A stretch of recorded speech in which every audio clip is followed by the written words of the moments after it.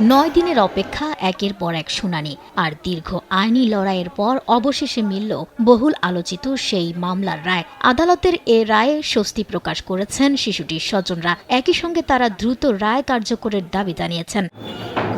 2022 সালের 24 মার্চ বাড়ি থেকে নিখোঁজ হয় আসমা। সোমবার নোয়াখালীর বিশেষ শিশু ট্রাইব্যুনালের বিচারক 5 বছরের শিশু আসমা আক্তারকে ধর্ষণের পর হত্যার দায়ে তার জ্যাঠাতো ভাই মোহাম্মদ শাহাদাতকে মৃত্যুদণ্ড দেন। একই সঙ্গে তাকে 1 লাখ টাকা অর্থদণ্ডও করা হয়। 3 দফা পিছিয়ে এদিন মামলার রায় ঘোষণা করা হয়।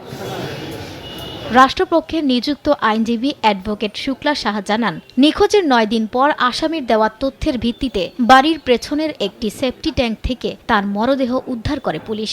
অগোচরে স্বীকার করলো যে সে এই মামলার সাথে জড়িত এবং সে এই ঘটনা ঘটায়। মেয়েটাকে তার ঘরে নিয়ে গেছে, ঘরে নিয়ে সে যাইয়া তার মুখ চাবি ধরছেন, মুখ চাবি ধরেই তারপরে তাকে দর্শন করছে।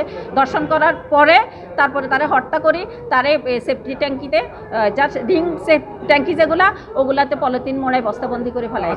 সেলিম শাহী জানান, তদন্তে উঠে আসে ধর্ষণের পর ঘটনা ফাঁসের আশঙ্কায় শিশুটিকে শ্বাসরোধে হত্যা করা হয়। যখন আসামিকে চিনতে পারছে তখন সে তাহাকে হত্যা করছে।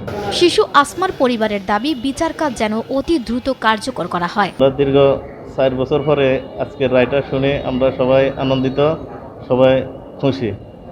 যেন আমরা যেভাবে রায়টা পাইছি দ্রুত দেন কার্যকর হয়।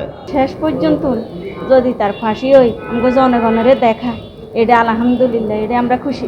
ঘটনার পর নোয়াখালী জুড়ে সৃষ্টি হয় ব্যাপক প্রতিক্রিয়া। শুরু থেকেই স্থানীয় বাসিন্দারা দাবি জানিয়ে আসছিলেন দ্রুত বিচার আর দোষী সর্বোচ্চ শাস্তির।